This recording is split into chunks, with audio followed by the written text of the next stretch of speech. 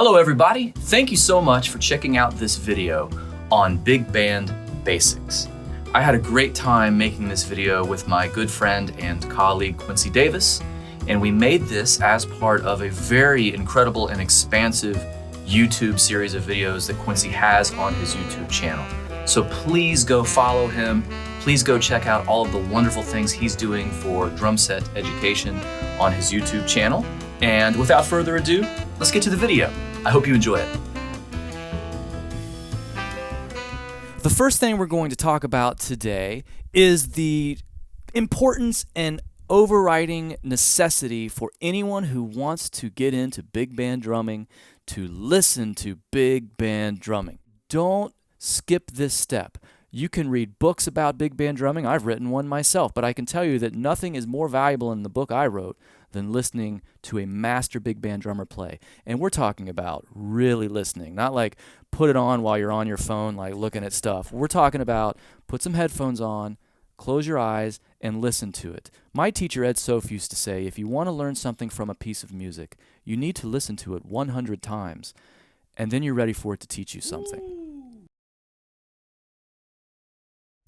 Here is tip number 2, which is do no harm. Do no harm. Right.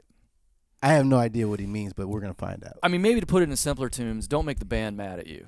You know what I mean? Or even better terms, don't get fired off your big band gig. So here's what we have to do. We want to make sure that when we look at the chart that's given to us, we know how to properly identify the rhythms and articulations the band's going to play so that we place them in the best sounding parts of our drum set. To boil it down in the most simplest forms, if the band is playing a short sound, the snare drum is a great choice. If the band is playing a long sound, the snare drum is still a good choice, or the bass drum is a good choice. The toms are never a good choice for playing a band's figure. They're great for using for interconnecting figures with fills and setups, which we'll talk about soon. But do not play the band's figures on the toms, because one of two things happen. Either you just so happen to have a tom tuned at a pitch that works great with the chord the band's playing, in which case you can't hear it, it disappears.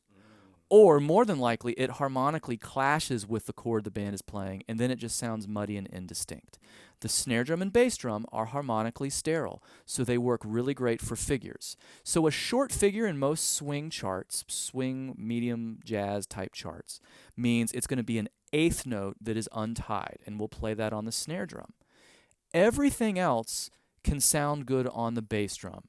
So that would be a quarter note, half note, a longer sound. And so obviously we need to make sure as well that we play the proper rhythms that the band has, and we play them on the proper voices. What I'm going to do right now is play 2 measures for you. It's measures 2 and 3 from Etude number 2 from my big band book. I'm going to play a bar of time, and then I'm going to play their figures on the appropriate voices. You'll note that in measure 3, these figures are appearing above slash notation. We would refer to these as background figures or melody cues. The chart actually doesn't tell us which, so we want to recognize, though, that because they're happening over the top of slash notation, we're going to build these figures into our time field. And this is from your book, your big band drumming book, yes, right? This is from my big band book, Big Band Drum Set Sight Reading Etudes Volume 1. And this is the book that we use at the University of North Texas, and I highly recommend it. It's great for working on your reading, understanding styles, and just understanding big band drumming as on a whole. So there's so much information on it. We just want to help everyone enjoy playing big band music as much as we do. Yeah. So here's measures 2 and 3 from the big band book, and I'm going to play the band's background figures on the appropriate voices. 1, 2, measure 2, 1, 2, 3, 4, short, long. Here it is again, 2, 3, so I'm playing time, and here's their figure, and 3. So I play the snare drum on the and of 1 because it's short. I played the bass drum on the downbeat of 3 because it's long. And you'll notice that I maintained a good swinging ride cymbal feel throughout. You'll also notice I did not over-accent these figures. Just because we're playing a background or melody cue in a chart does not mean we're playing it at fortissimo volume. We want to build it inside of our comping and time field. And that's something that I hear a lot of drummers they do more harm than good. Let's bring it back to the tip. No harm. In other words, they see this figure and they'll either play something that goes against it, or they'll play it way stronger than it needs to be played, and it disrupts the flow of those slashes, which is your time and pause and groove. We can't get in the way of that. So when it's above the staff like that, just build it, as Stockton said, build it into your time. Absolutely.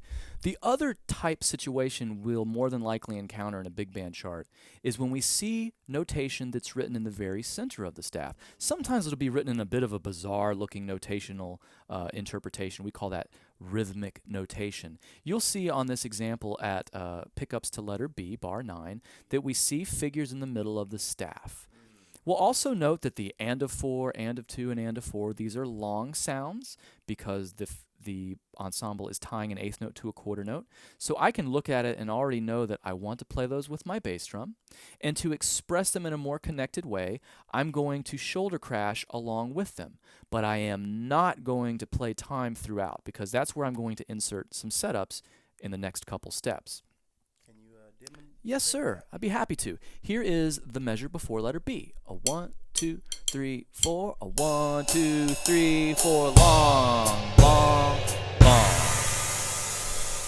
Or it's always okay to use a snare as well, especially if I feel like the band is getting a little bit shaky in their time feel. That snare drum gives them ultra clarity, and it can still sound long if I accompany it with a shoulder crash. Here's the same example. 1, 2, here's a bar of time. 1, 2, 3, 4, and.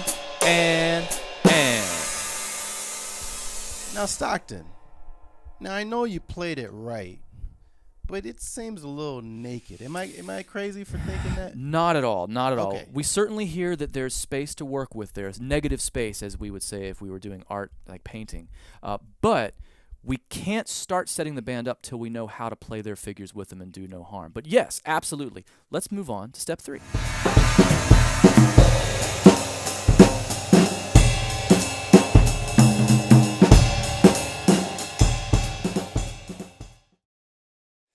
Tip number 3 is the primary rhythmic setup.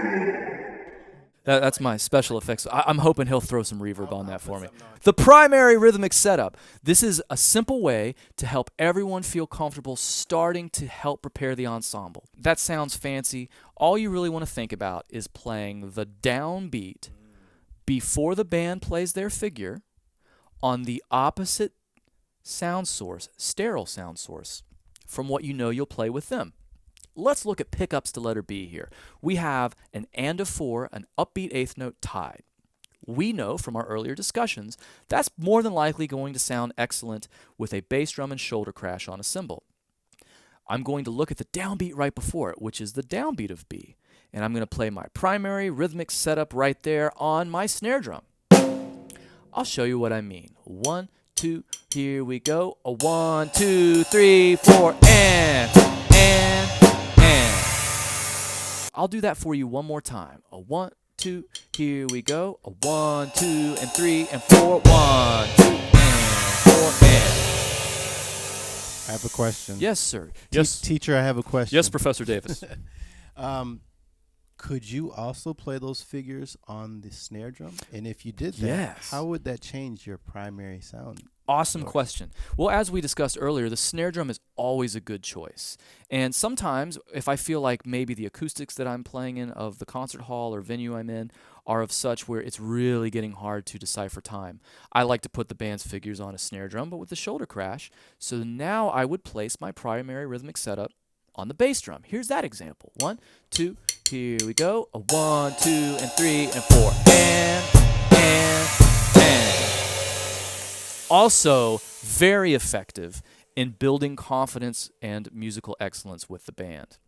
That's great. That really clears up a lot of confusion that I personally had.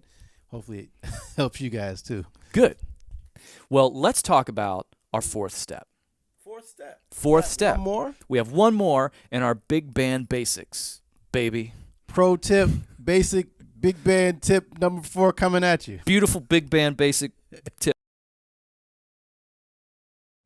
We're going to talk about how we actually play the rest of a setup fill. We just went over the primary rhythmic setup.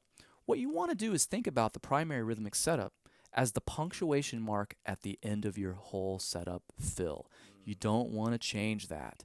Once you've set it, you can start adding material before it. Now, this is going to be such an easy solution to make you sound good. You're going to be shocked at how easy it is. If you've ever heard of copy and paste, we're getting ready to do some drumistic copying and pasting. Let's hear some copy and paste. Let's do it. Well, let's look at that same example we've been analyzing. We're going pickups to letter B.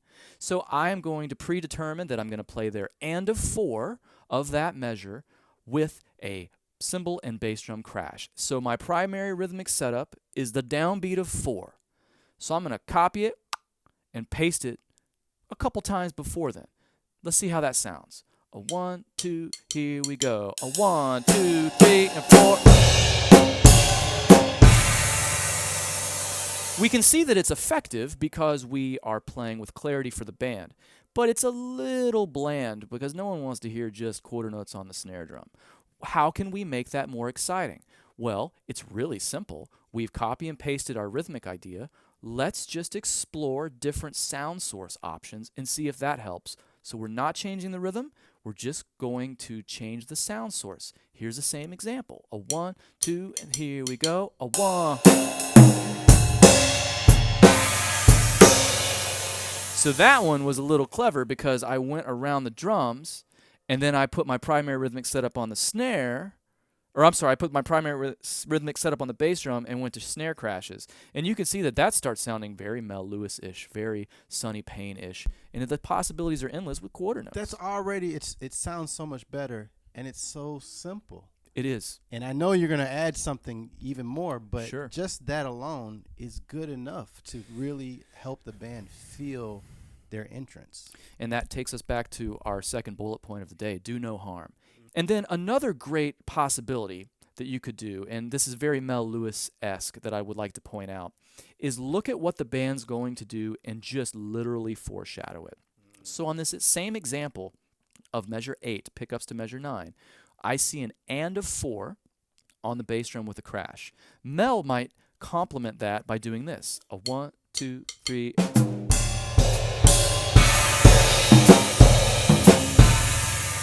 So I played the and of 1, and of 2, and of 3 on the exact same place that I was going to play it. And then I interconnected those ideas in the first bar of B by leaving that primary rhythmic setup on the snare. Did you notice that? 2 and 3 and 4. And I added a little razzle-dazzle with those toms by just playing another pickup note. 1 and 2 and 3 and 4. And